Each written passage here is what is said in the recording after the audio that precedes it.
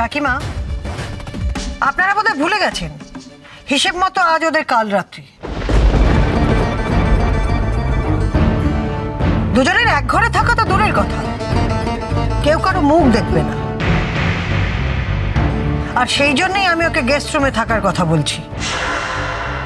এই দেখো, সত্যি তো আমরা কত বড় ভুল করতে যাচ্ছিলাম, ভাগ্যিস তুমি মনে করিয়ে দিলে।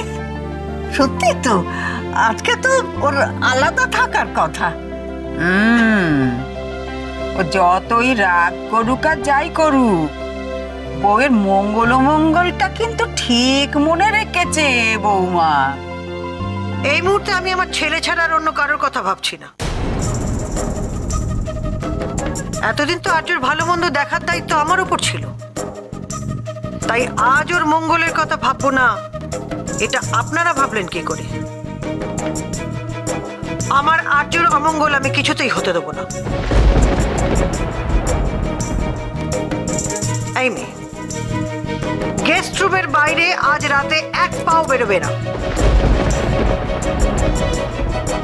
কথাটা যেন মনে থাকে।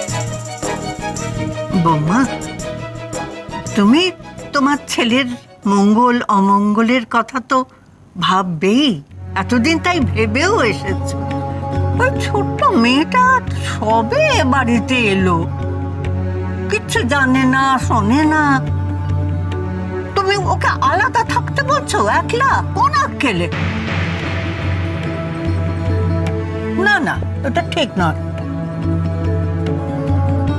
না রে বড়নাথ বাবু, শোন, তোকে একলা থাকতে হবে না, তুই আমার সঙ্গে থাকবি। আমি আর ওই আম্মা, তুই দুজনের মাঝখানে থাকবি, দুজনের মাঝখানেই তুই শুবি, ঠিক আছে?